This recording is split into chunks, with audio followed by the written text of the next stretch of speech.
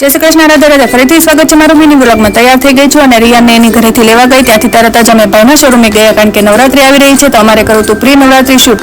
પછી ફટાફટ ચોલી પેક કરી અને ઘરે આવી. ઘરે બેનને લેવા માટે આવી. પછી તાળું મારીને અમે ગયા મામીની ઘરે, કારણ કે આજના અમારા મેકઅપ આર્ટિસ્ટ મારા મામી હતા.